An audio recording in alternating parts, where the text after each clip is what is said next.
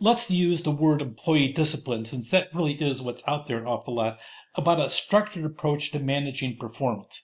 I want to dive into actually what this means when you start looking as to where do we want to go in this. So here's the agenda. There's really 5 steps that I recommend.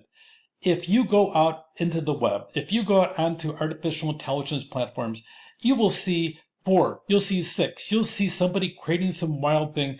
In essence, this model here just opens communication. There's several of them that'll have something similar to that.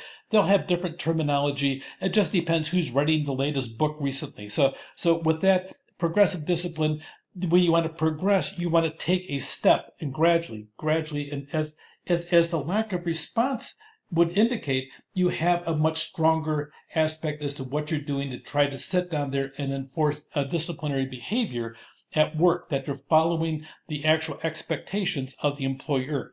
It involves correcting behavior, trying to get them on track to be self-disciplined, clear communication, and support if you have to. Some people need more training than other people. It just depends who they are.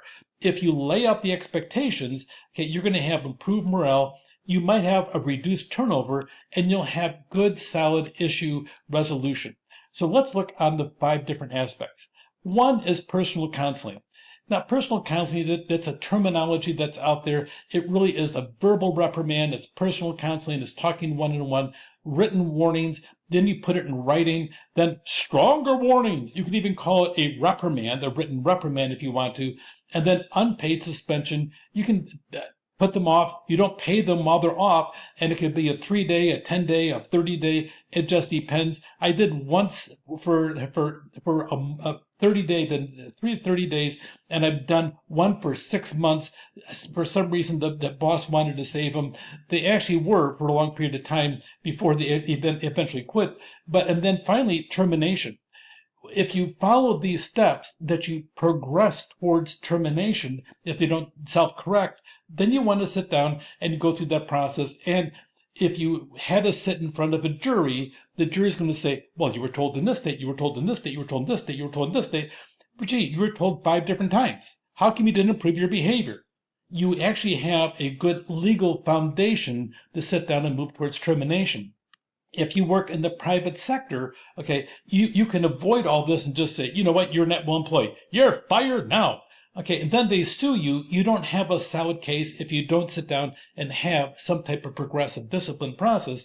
And you probably wouldn't because you're an at-will employer, except you might not, and you might have to go through a lot of different aspects, keeping in mind that 67%, 2/3, of all lawsuits between the employee and the employer is how they were let go. This process over here, there really is no question if you follow each one of these steps as to where you're going and what your expectations are. So first of all, personal counseling, conducting a personal dialogue. You know what? I noticed that you turned in this report. You're actually missing about 2 pages here, and I'm looking for each one of these on every time you do that report. Can you do that? You want to sit down and you're talking privately, because this is not in a public situation. If it's a matter of you have cubicles, you bring them into some place that is private. You could have that. And don't let people sit down there and second guess, oh, the boss talked to you. You want to avoid any kind of criticism and attacking the person. You're talking about the work. So pay attention to that.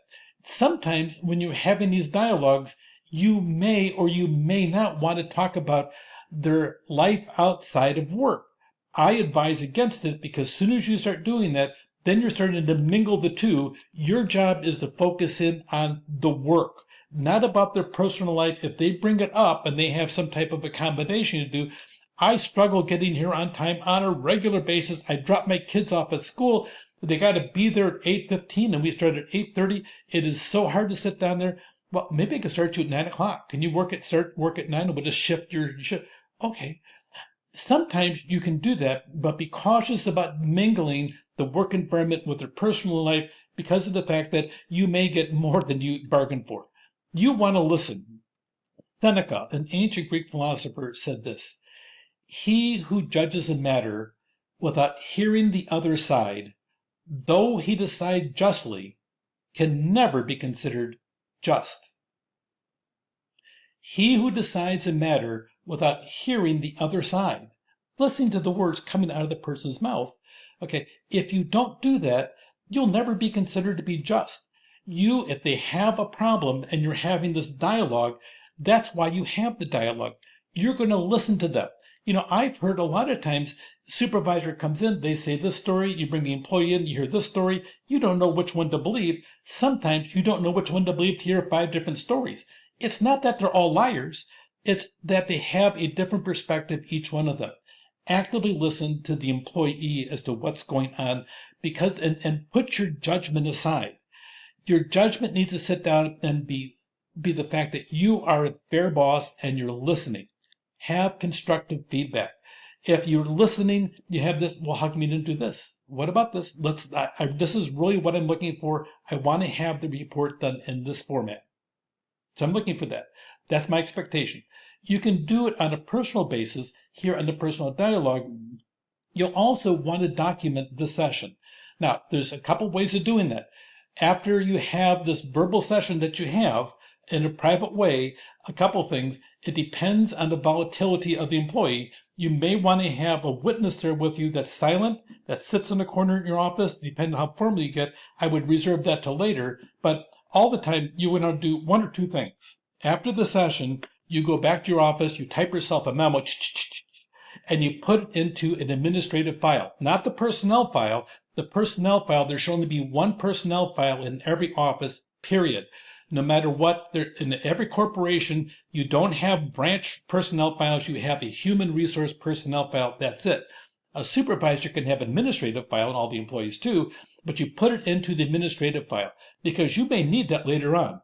On April 7th, we had this dialogue at this time, and this is what I said, and you do it right away. You don't do it the next day, you do it right away because your memory gets foggy because things get up, and you postpone it. Document it. Or you can always go back to your office and send them an email saying, on this date we talked about this. Either way, you want to document it either privately in your own notes, because you may want to refer back to that if you have to go further with this whole aspect of progressive discipline. On the email is stronger because all of a sudden that's almost the same thing as a written reprimand that we're talking about. So you can do this. You can follow up with the email, have a record of the conversation, clarify the expectations. So it depends what you're doing. If you go this step, though, you're losing the impact of just having a private conversation. You're going to a much more formal process, and it becomes more negative. So be careful on that. It just depends how the employee would respond and if you think they're going to do it. If you think they're going to correct the behavior, I would leave it verbal to begin with, and then later on, because you can always come back and add something. It just depends as to what the relationship is and your expectations and what you want to have happen. The next step is a written warning of concern. It could be called a written reprimand. That's usually stronger, but you want to sit down and define the importance of the context. You want to say, because of this happened over here, here's what I have. This is a much stronger aspect of it. You've done a verbal reprimand. You may have done a verbal reprimand with a email or a memo afterwards. Just depends. That would be the kind of step one, although it's multiple steps. It depends how much you want to go through the process. And then you want to have some type of written reprimand.